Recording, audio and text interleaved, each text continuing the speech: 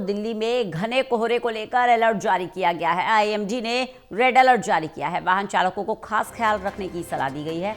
दिल्ली में आज भी एक्यूआई 400 के पार रहा। ठंड और प्रदूषण जनता पर दोहरी मार कर रहे हैं।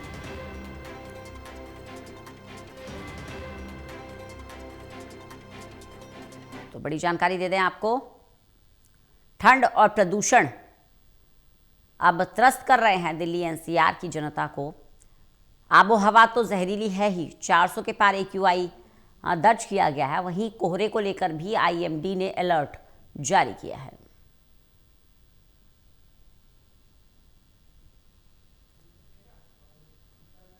विशाल हमारे साथ हमारे सहयोगी ज्यादा जानकारी के साथ जुड़ गए हैं सीधे बातचीत के लिए।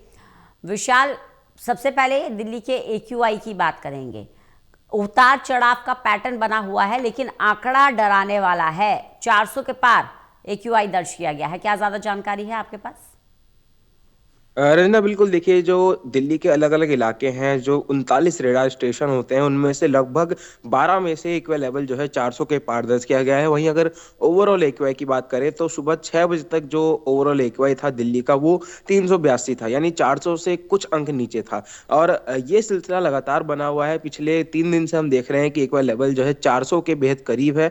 ओवरऑल की बात कर रहे हैं, और अगर सेपरेट की बात करें, अलग अलग इलाकों की बात करें, तो वहां पर एक्यूआई लेवल 400 के भी पार दर्ज किया जा रहा है। और कल रात को ही एक्यूआई लेवल आनंद विहार में 475 तक पहुंच गया था, जो कि 500 के आंकड़े के बेहद नजदीक है।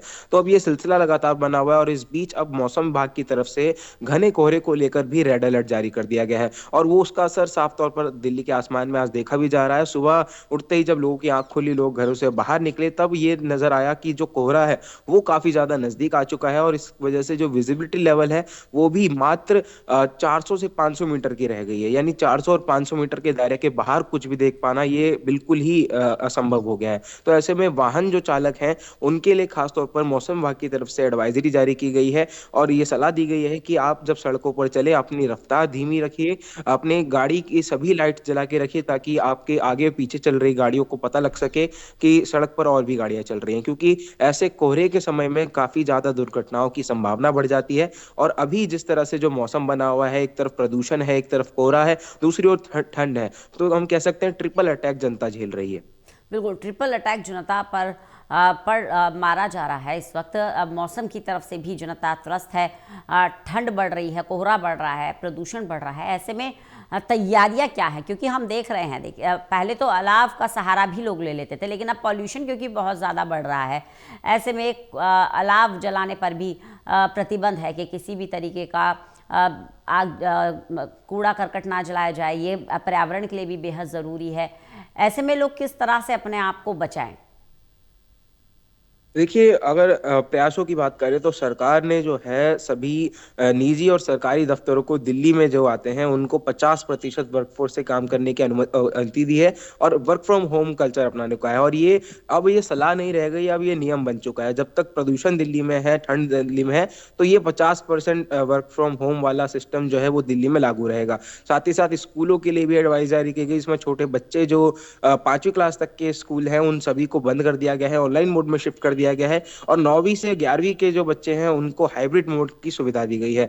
वहीं अगर आम जनता की बात करें तो ऐसे में लोगों से सलाह दी जा रही है कि अगर आप जरूरत ना हो तो घर से बाहर ना निकलें। खासतौर पर सुबह और शाम के समय जब प्रदूषण अपने पीक पॉइंट पर होता है, इस दौरान घर से बाहर निकलने से बचें। अगर आप निकलते भी हैं तो N95 मास्क का प्रयोग करें। साथ ही साथ जो अलाव जलाने पर रोक लगी गई है उसका पालन करें, क्योंकि अलाव जलाने से प्रदूषण बढ़ता है, ऐसा साइंटिफिक डेटा का कहना है। तो इसलिए अगर इलेक्ट्रिक हीटर्स का आप इस्तेमाल कर सकते हैं, या फिर अन्य गर्म चीजों का सेवन कर सकते हैं, तो वो ज्यादा बेहतर रहेगा। डॉक्टर्स भी ये सलाह दे रहे हैं।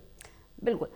लेकिन अगर बात करें रैन बसेरों की, विशाल, सुबह सुबह जब मैं ऑफिस के लिए आ रही थी तो देखा सड़क पर कि रैन बसेरों की व्यवस्था है। बावजूद इसके बहुत सारे लोग ऐसे हैं जिन्हें पूरी तरह से सुविधा नहीं मिल पा रही है, जिन्हें जगह नहीं मिल पा रही है, जो खुले में सोने के लिए इस कड़ाके की ठंड में मजबूर हैं। तो ऐसे में सरकार के जो इंतज़ाम है वो नाकाफ़ी ही साबित हो रहे हैं।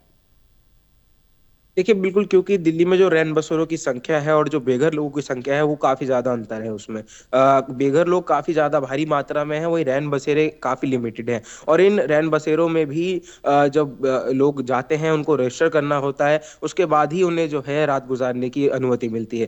तो कई लोग ऐसे हैं जो कि सुविधा से भी अछूते हैं, तो सरकार को यहाँ पर जरूरत है कि जो बेघर लोग हैं जो इन रैन बसेरों में नहीं जा पाते किसी ना किसी वजह से, उनको भी मदद पहुंचाया जाए, राहत पहुंचाया जाए। खासतौर पर जो खुले में सोते हैं उनके लिए कम से कम चादर का जो है बंदोबस्त किया जाए, कुछ गर्म चीजों का सेवन उन्हें दिया जाए ताकि इस ठंड में वो बच सके। और अगर रैन बसेरों की बात करें तो जितने भी रैन बसेरे हैं लगातार उनका जायजा भी टोटल टीवी की टीम ले रही है। उन रैन बसेरों में जाके हम देख रहे हैं कि लोग अभी भी परेशान है, लोगों का कहना है कई सारी चीजों की यहाँ पर असुविधाएं हैं, खासतौर पर ठंड को लेकर उससे बचने के लिए कुछ खास इंतजाम जो है रैन बसेरों में नहीं किए गए हैं। हालांकि सरकारी दावा कर रही है कि हमने कुछ रैन बसेरों में इलेक्ट्रिक हीटर्स प्रोवाइड किए हैं ताकि वहां पर लोग हाथ सेक सके और ठंड से बच सके। चलिए, बहुत बहुत शुक्रिया विशाल इस तमाम जानकारी के लिए।